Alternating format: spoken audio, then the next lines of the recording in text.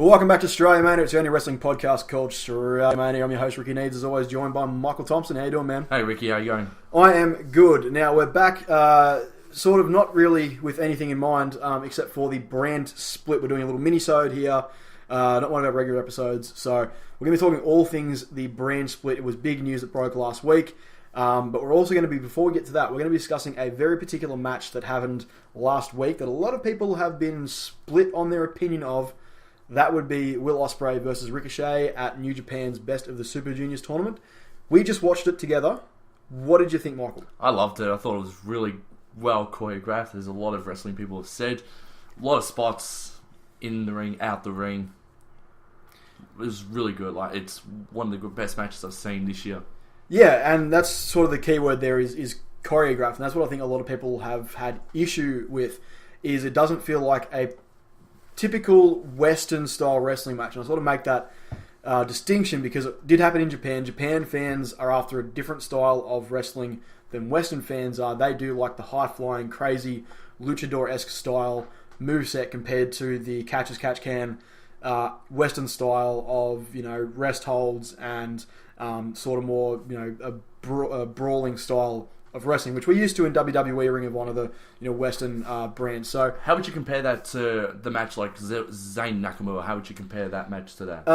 See, Zayn Nakamura sort of found that balance of keeping the Japanese / luchador style of high-flying-esque stuff with that very Western brawling, like obviously with the forearm spot, which everyone loves, and it is a fantastic spot of just continuing. Ospreay did that very well. Yeah, forearm smash. Yeah, and so the Nakamura Zayn match sort of found a really good balance, and obviously Nakamura isn't that same sort of high flying Japanese style guy.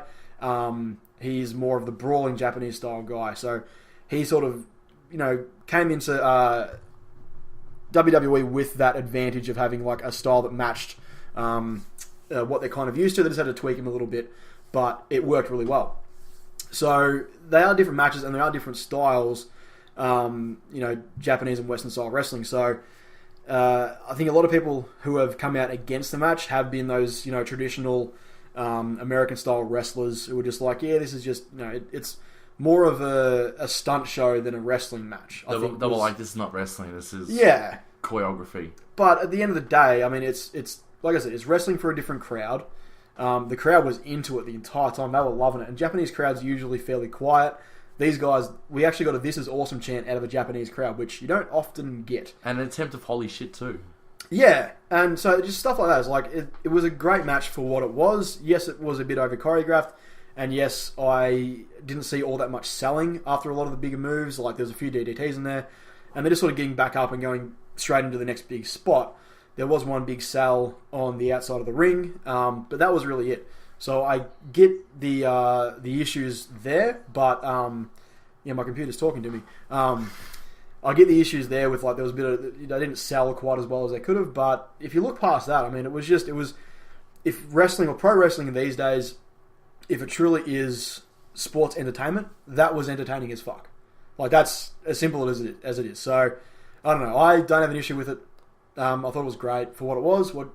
I had no issues with it whatsoever. Yeah. I thought it was a great wrestling match throughout between Ospreay and Ricochet. Those two put on the clinic in that ring, and the fans got into it. Yeah, and it was really a case of like what I felt like. These two guys are very, very athletic, and it's like they pretty much got back together backstage. What it feels like anyway, and go, let's just do the biggest, best things that we can do in the ring together. Like, let's sort of go 110%. Put all of our biggest moves in one match and see how it goes. Let's just make the Japanese fans' jaws drop. Yeah, exactly. And they did. Yeah, and they did. And it was just, like I said, for what it was, for just entertaining as hell wrestling match, it was great. So I don't think we have a problem with it. I just wanted to bring it up because a lot of people have been talking about it. And there's been, like, I think Vader was the one that came out. I think Vader? Someone like that.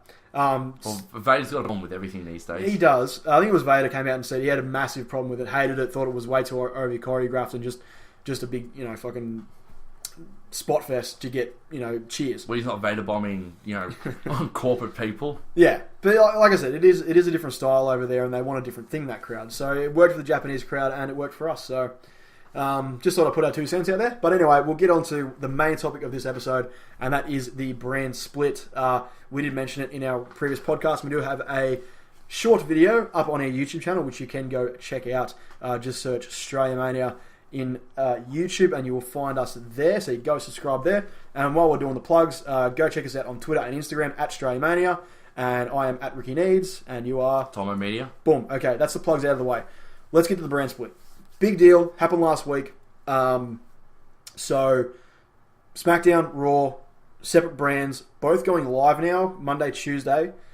There will be a draft at some point.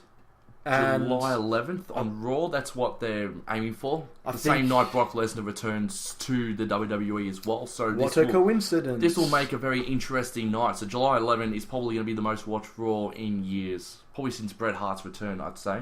Yeah, I reckon you're right. Everyone will be tuning in to see where their favourite wrestler is going to end up and what channel or what sort of night they need to be tuning in to check them out. And what night Brock Lesnar's going to be, like where's he going, whether he's going to stay on Raw or whether they're going to go and put him on SmackDown and the ratings are going to go through the roof. Yeah, but even so, like, it's Brock Lesnar.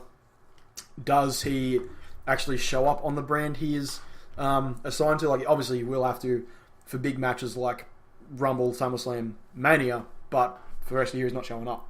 He's on holiday. He's doing Brock things like, I don't know, working out in his gym. Breaking concrete with his head.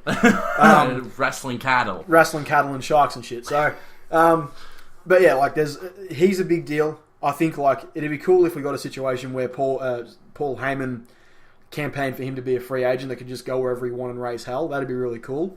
And speaking of free agents, a few of the big talking points which we'll get to. First of all, the champions and the championships. What happens with the World Heavyweight, Women's and Tag titles? What do you reckon? I think the World titles will be split into 2 again. We'll see one for Raw, one for SmackDown, because it will make a lot more sense. No. I know, it sucks. But I think the women's will be on both brands, and I think the tag team title belts at this point will be on both shows. But I think for the safety of the brand split, they need to change the tag titles up a lot, because I think we're sick of seeing the Spartan heads. Yeah, I'm not a fan of that at all. I think we need to go back to the original ones. Not the original ones, but just like a bit of a remodel. Like the IC belt has practically been the same for the most of its lifespan, but just little tweaks here and there. Like just go back to what originally was sort of the big gold plate, couple of the side plates, but just tweak it a little bit, make it a little bit more modern. I'm fine with that. The one thing I was sort of worried about with the tag titles was like, do they just go with 2 of the World Heavyweight Championship knockoffs, like just do a different colour scheme like they did for the women's title? They could do that. I don't really want them to do that because it seems a bit odd if they went that way. But one red, one blue, one Raw, one SmackDown. Yeah, maybe they could do that. But yeah, like, as for the championship side of things, I do want there to be only one World Championship. Having 2, we saw at the very start, they both felt big. Back in 2000, was it 2002, 2003? Yeah. Then when they brought the World Heavyweight Championship over from WCW. What's really good though about it is, I'll interrupt you there for a minute, is with both Raw titles as well, depending on how big the feud becomes, we'll find out whether Raw or SmackDown will main event that pay-per-view as well. I mean, for example, in the first part of 2002, we saw the WWE Championship on SmackDown constantly defended on the first 2 pay-per-views when it split up. Basically, Raw and so SummerSlam and Unforgiven, we saw Brock Lesnar versus The Undertaker and also No Mercy as well. Like those, Brock Lesnar headlined all 3 of those pay-per-views in 2002 when he beat The Rock, when Taker beat him by disqualification, when Lesnar won by DQ, and then when Brock destroyed The Undertaker inside Hell in a Cell. That was when we saw it, and then we saw a bit of a shift on November and December, Survivor Series 2002. The Elimination Chamber was the main event from the Raw side for the world title, and then Triple H vs Shawn Michaels in the 3 Stages of Hell was the main event of Armageddon 2002. Your encyclopedic knowledge just baffles me sometimes. I can't remember any of that. But yeah, so that's another thing I wanted to bring up. I'll bring it up in a sec about the pay-per-views, but just with the championship, yes, at the very start, having 2 belts felt big. By the end of the run of the brand split, one was obviously more important than the other. Whichever one was on Raw usually was the one that felt more important. Usually whichever one John Cena at the time was the more important one. So I don't want to see that happen again. I don't want them to be diluted in any way. And the problem is they only just really, when they did the combination, was it 2013? End of 2013, they brought the titles together. Splitting them up, not even 3 years later, doesn't really feel like the right decision for me. Like, I think for now, maybe for the end of this year, have the one world title, have it defended on both brands, see if that works. If it doesn't, then you think about bringing a second world title in. As for the tag and women's title can stay, either get put exclusively all the women on one brand, maybe, and have all the tag teams on another brand, so you don't have to do them cross brand, or same thing, just have them defended across both brands. Don't dilute them. The New Day have done a great job of legitimizing the tag team titles as something people want to go after, and same with Charlotte with the women's title. She's legitimized it, and all the women in the division are after that as well. So I don't want to see that diluted in any way. But let's talk about pay-per-views. A big part of the original brand split was eventually we got brand-only pay-per-views. So 1 month would be Raw, 1 month would be SmackDown, and then your big four were combined pay-per-views. So all superstars were available for those pay-per-views. Yep. Do you think they're going to go back to that formula? They could, but instead of Big Four, they'll use the Big Five. So, for example, Money in the Bank will be on both. Yeah. SummerSlam, Survivor Series, Royal Rumble, WrestleMania. Those five will be the ones that will have both superstars. I liked the idea of having a Raw and SmackDown only pay-per-view for one reason. What's that? It legitimized the storylines. The storylines were able to expand for more than 4 weeks. Like, we got to see, and we get to see world title matches as well on free-to-air TV like Raw and SmackDown every month too, which was really good to see as well, because sometimes we saw the title change, and then sometimes we saw the title staying the same. Probably still the one reason behind that too is one of my favourite matches, which I'll put in the video later on, is the Brock Lesnar Kurt Angle 60-minute Iron Man match from SmackDown 2003. That is a good match. Raw had Unforgiven. So what did they do in the meantime, SmackDown? They thought, hey, why not? We'll, in Raw going to have a pay-per-view, and they're going to expect a lot of people to watch it. Then we're going to make sure that a lot of people watch SmackDown and forget about Unforgiven, because we're going to put two of the best wrestlers on SmackDown at that point, which was Angle and Lesnar, and we're going to put them together in a 60-minute Iron Man match for the WWE Championship, and we're going to have the title change hands as well. Yeah, and that gets, like I said, it gets eyes on the brand. Yeah, which I think is going to be a good thing for this. Is you're going to have two separate teams of writers trying to get eyes on their respective show, and two different backstage announcers, two different announcers, which are going to be pretty cool as well. So, for example, we're not going to see Brian Saxton on both Raw and SmackDown, which is good. Thank God for that. Fuck for that. I've been reading up. I think I sent you that thing as well of like who the announcers were. And there was a rumored a rumored list of the brand split released. I loved it. I'm pretty happy with that list. It did look good. The one thing that confused me was one of the, I don't think it was in-ring announcers, but one of the backstage announcers was Funaki. Yep. That was weird. I'm happy with that. Why the fuck is Funaki still? That'd be good though. Funaki can stay backstage and go, I am Funaki, SmackDown #1 announcer. And then at pay-per-views he can do the Japanese commentary. Which he's already doing, but just having him backstage is... Oh, that'd be awesome though, having him backstage though. If he's on the show that exclusively gets, like, maybe when Hideo Itami comes up and Shinsuke Nakamura, if they go both to the same brand, he can act as their translator, because they both still can't speak English that well. He can sort of reinvent Kaientai with Itami and Nakamura and him as the leader. Yeah, that's an idea. That could be an idea. That's not bad. Like, hopefully they can do better with Kaientai than they did last time. Yeah. That was terrible. Were they the guys that tried to chop off Val Venus's dick? Was that them? Yeah. Yeah, okay, I thought so. Yeah. Mr. Choppy. Jesus Christ. And then the lights go out and... wrestling's dumb sometimes. Yes. Anyway, I wanted to pitch you an idea. I wanted to see if you don't... what were your thoughts on this?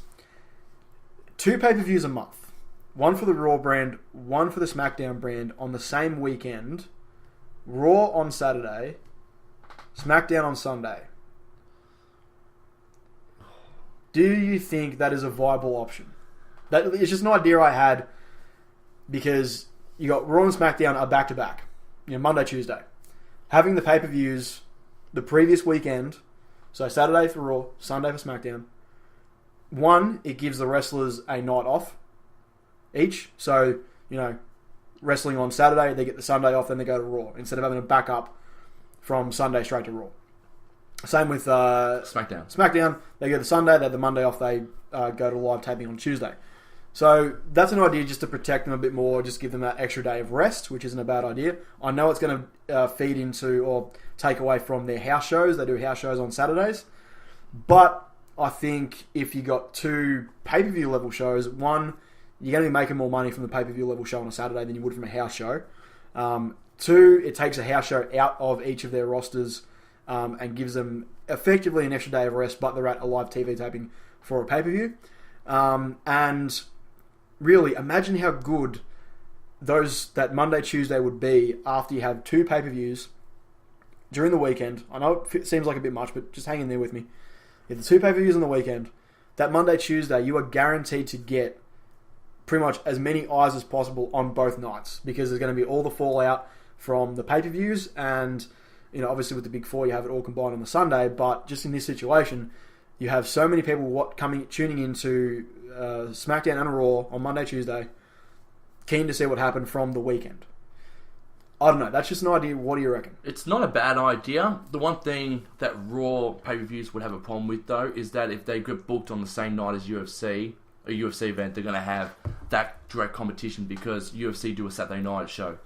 Yeah, I did think about that, but traditionally, UFC pay-per-views are your first or second weekend of the month, whereas WWE are your third or fourth weekend of the month. So there may be a situation where that does cross over, but I don't think it's going to be too much of a problem because ever since UFC restarted with Dana White at the head, he has kept his pay-per-views pretty much as far away from WWE's as possible. They've always been sort of at the opposite end of the month to WWE, so I don't see that being too much of a problem. But it's a good idea, though. Like, how often do you see a pay-per-view on a Saturday night?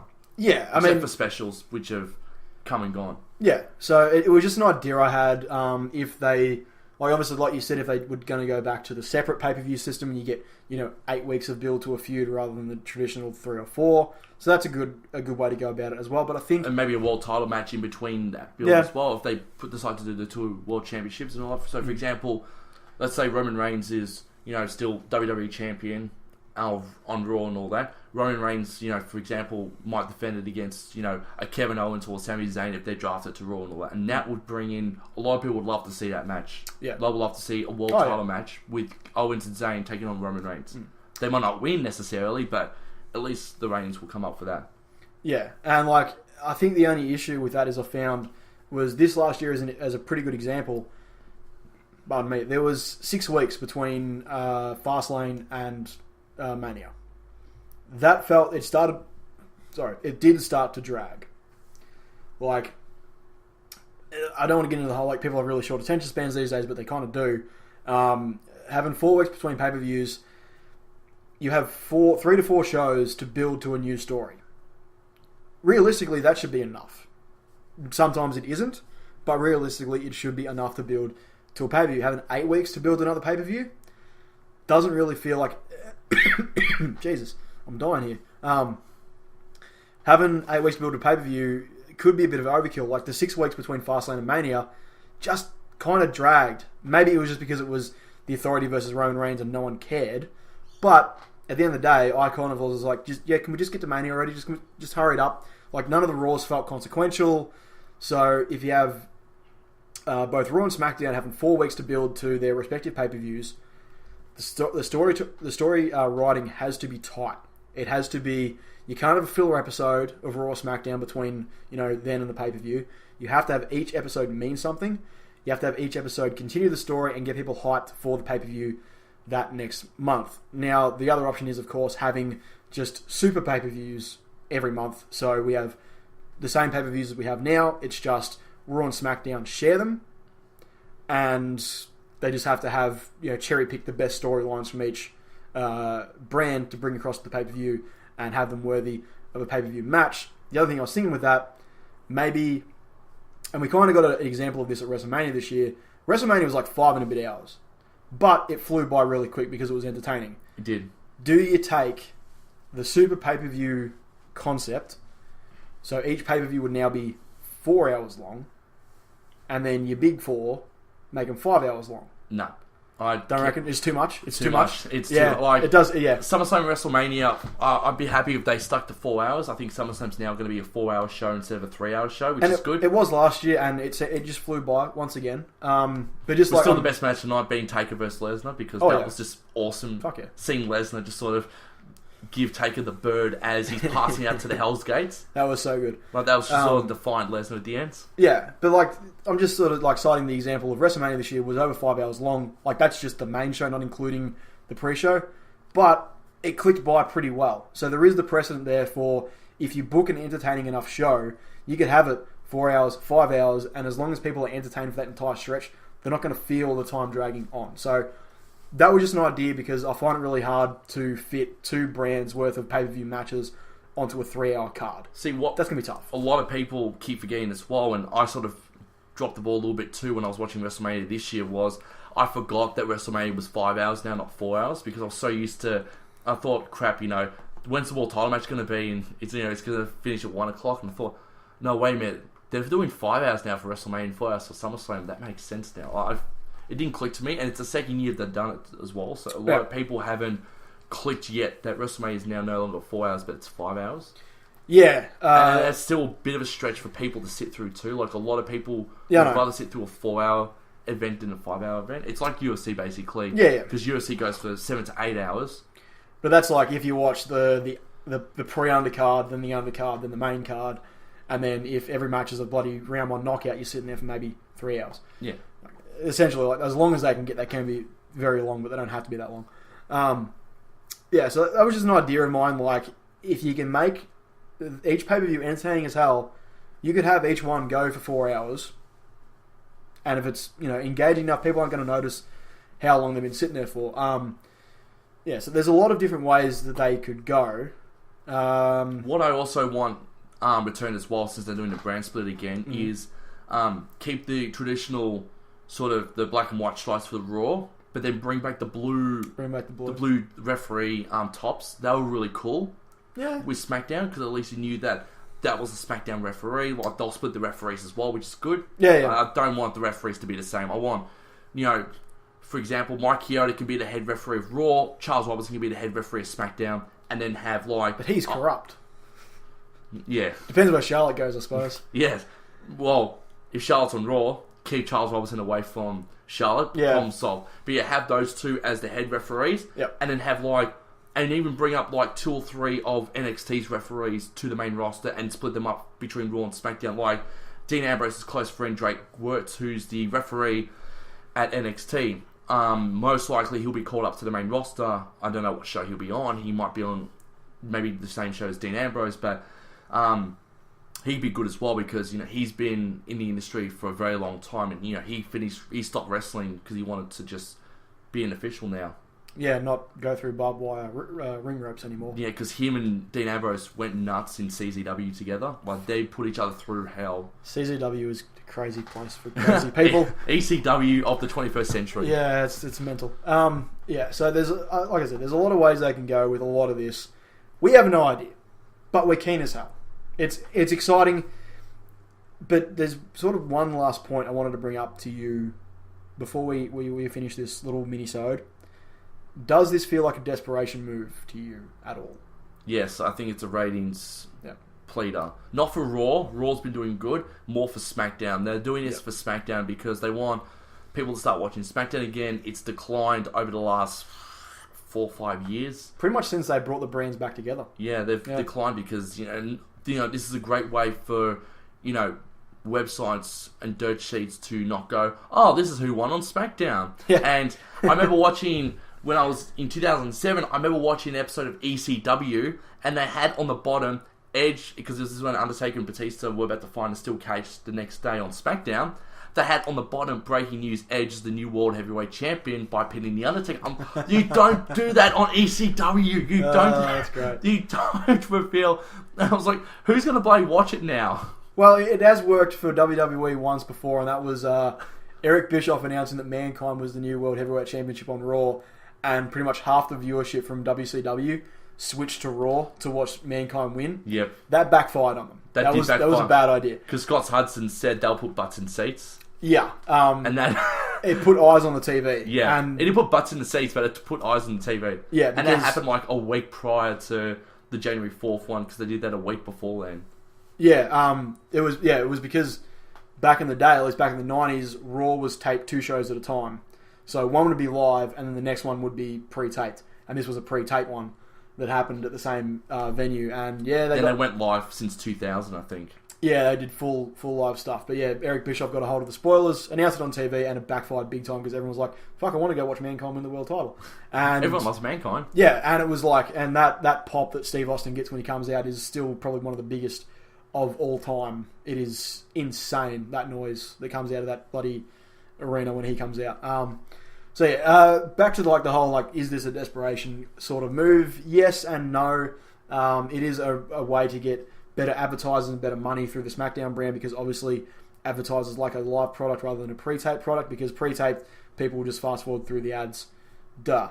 So now it's live, they can't do that, so they're going to get more advertiser money. But yeah, it just feels like they have been working towards a big shake-up of some sort ever since Shane O'Mac came back.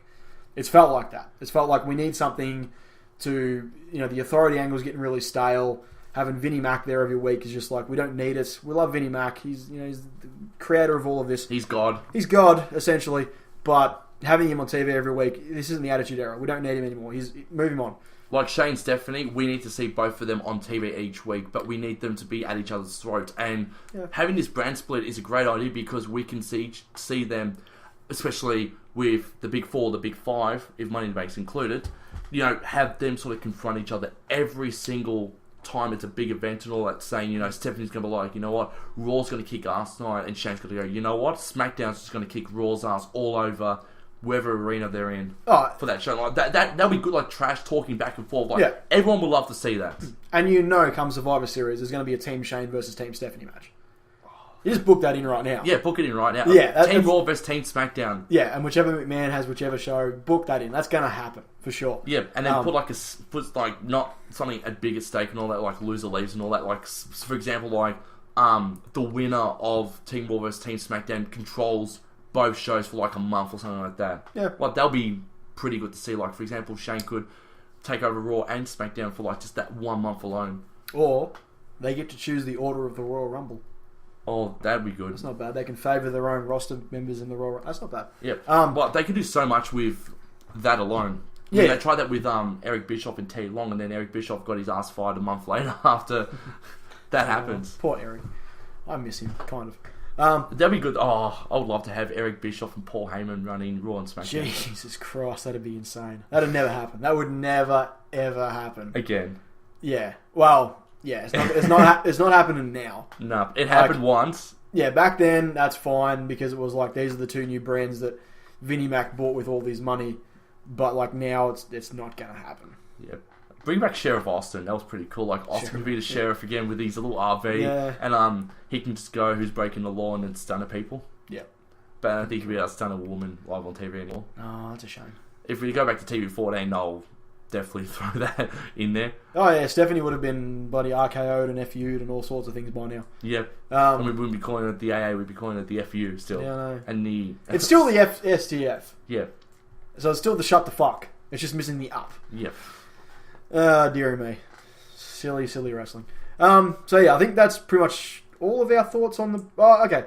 What about commentators really quickly? Commentators. So I think it's going to pretty much stay relatively similar to what it is now. You're going to have Michael Cole, JBL, and Byron Saxon on Raw, and if they want to do the 3-person team on SmackDown, Morrow, King, and I'd love to say Corey Graves, but I think 2 heel commentators with a face commentator. I could deal with that. Well, Corey Graves doesn't have to come up as a heel; he can come up as a face because it's it's different. It's NXT.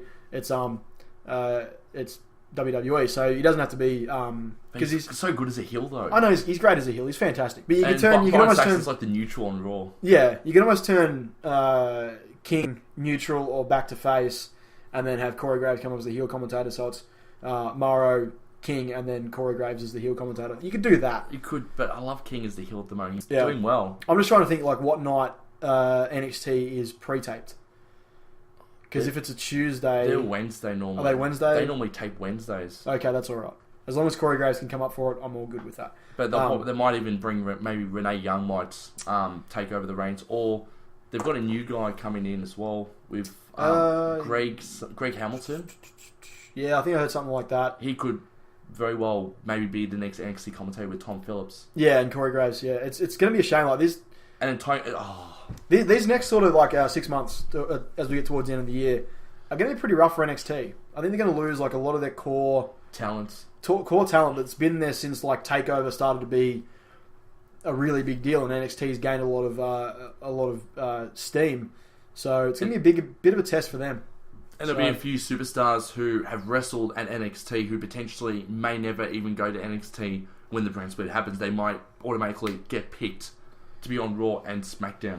Yeah, there is that possibility as well. Because I know Triple H and Vince McMahon have started searching for more talent for both NXT and to fill the main roster as well. So yeah, it's going to be very interesting to see who they sign over the next, up until now, until July, who they've signed on.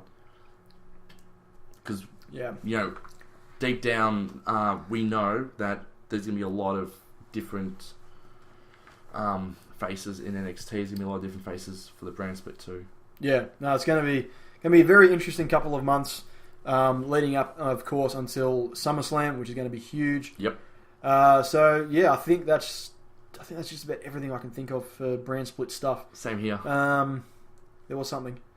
Oh yeah, just for shits and gigs, who is your pick one for SmackDown? Who is your pick one for Raw? Who do you think they're going to do for each? Is it going to be like a big deal, or is it going to be like some shitty pick? It's going to be a big. It's going to be a big deal, but it's going to be probably the one that a lot of people are going to most likely go, "Oh, I knew that was going to happen." Reigns is going to be Raw #1 pick. Cena's going to be #1 pick for SmackDown. Yeah, I'm thinking the same thing too. And they're going to put the butts in seats because if John Cena goes to SmackDown, more people will watch SmackDown, especially the kids. Oh yeah, a lot of kids will be watching. Get those kiddies. Yeah.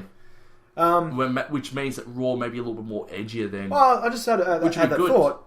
Could there be the possibility there to keep SmackDown PG and then change Raw back to TV-14? Do you reckon there'd be a precedent for that, or there could be a precedent for that because a lot of fans who are Roman Reigns fans, they're mainly women between 16 to 30 love their Roman Reigns. Yeah. And guys are 16 to 30 that love Roman Reigns. Kids, I know.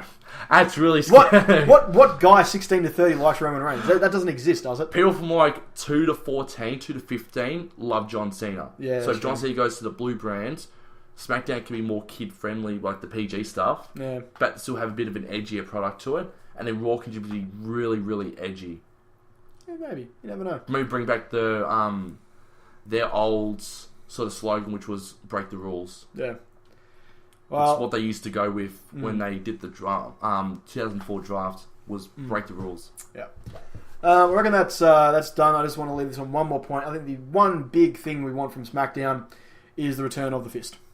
Yep, definitely. The Fist and the actual stage itself was pretty cool. Yeah, I'd like to see him go back to like slightly different stages. And the SmackDown sign and the little with the smack and then the down. I want that to go back. Yeah, and I want the cameras to actually look like what it used to look like in 2002, 2003. I want the blue ropes back. I want the silver back. Yes.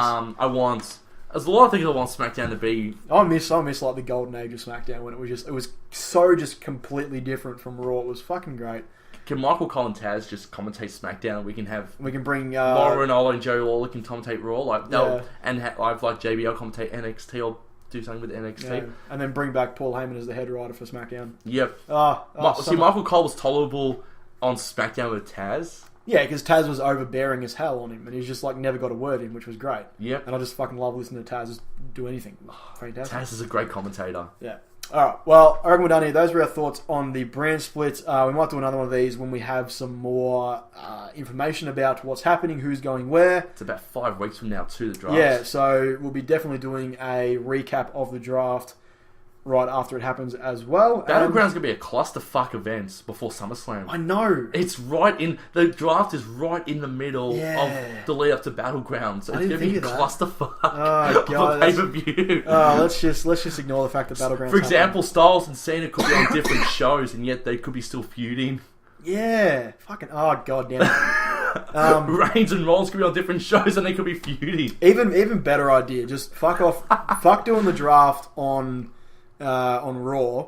Just replace Battleground with the draft. I could live with that. I could easily skip a Battleground pay-per-view this year. I don't care about it. Yeah. Who gives a fuck? They could skip it Yeah. and just have like a mega draft for 3 hours. Yeah. On a Sunday night on pay-per-view on the WWE Network. And then just have like, I don't know. Just a few matches in between. Yeah, put the tag titles on the line or The something. women's like that. title, the world title on the line. Put them all on the line. Yeah, just do that. That's fine. That's better. Fuck Yeah. that. And don't waste a Raw on the fucking draft. quickly, speaking of titles, Yes. which we did earlier, IC US title, where do we see which ones are exclusive to which brands? I want to go back to where it was. So US title on SmackDown and the IC title on Raw. I agree. Yeah, like they might just, for the sake of it, just swap it to what it used to be. But when I was watching SmackDown, it was US title, IC title on Raw. I'm happy to keep it that way. Like I want to see, like that's a good thing. I reckon Ruru, if he's still the US champion, he could tear the place up on SmackDown. And like he could easily just run through the roster, lose it to somebody, but then immediately get elevated to world title contention. Like if he just ran roughshod over SmackDown with the US title. So I'm happy with that. And The Beautiful People by Marilyn Manson to be a theme song of SmackDown again. Yes, do all that. No more Nickelback. No more Nickelback. Or Green Day. No. Oh, Green Day was alright. What song do they have for SmackDown? Know Your Enemy. Ah. Okay. I just remember it being a lot of Nickelback. That was Raw. Wasn't there a point where Nickelback had a Raw song and a SmackDown song at the same time? Really? They only they did Burn It to the Ground for Raw. Oh. But that was cool though, having Burn It to the Ground as the Raw song. I hate Nickelback, you know this. Yeah. Yeah. Fuck I it. loved it. Must have been like some fucking... What? Like 2006. I'm going to have to look that up at some point. 2006. 2009. No, I'm thinking like 2006. What was the SmackDown theme song? Drowning Pool. Drowning Pool. Right. So... Yeah. And Saliva did ECW's theme song. Yeah, that's right. Anyway, I think we're done here. So Yeah. We're right. playing theme songs now. Yeah, I know. I'm just trying to remember what it is. Anyway, so you can follow me at Ricki Needs at RICKINEEDS. At Tomo Media at THOMMOMEDIA. And follow us at StrayaMania at StrayaMania. I think that was right. We'll go with it. Yeah, sure. Why not? At Twitter, Instagram, and YouTube. Just type that in. You'll find us. Follow, like, subscribe, all of that bullshit. Follow us and subscribe here, iTunes, or whatever your podcast feed thing is. I know all you Android users out there don't have iTunes, so whatever you use, subscribe to us there. Follow us for more little mini-sodes like this, and we'll be back next week with our predictions for Takeover, the end. Yeah, which is we'll be back on Monday because it's on Wednesday instead of on Saturday for once. Yeah, so we'll be back. That's really weird though. I know. Well, I think it's instead of their weekly show. Yeah, yeah. It's gonna. It's definitely must watch though. Oh yeah, something's gonna happen. Yep, something big's gonna happen because you don't call it the end unless something is bound to happen. I think Finn's last appearance, and then he's on the main roster. Yay! And I can't wait. And we can finally find out what the future of NXT as well as Triple H will probably come out maybe and sort of announce what they're going to do with it. It'd be sick if it got its own shot, like its own actual TV slot. If it became a third brand itself. Yeah, it'd be good. Although they'd probably fuck it up like they did with ECW. Anyway, so I think we're done. So I've been Ricki Needs. I've been Michael Thompson. And we'll talk to you soon. Catch.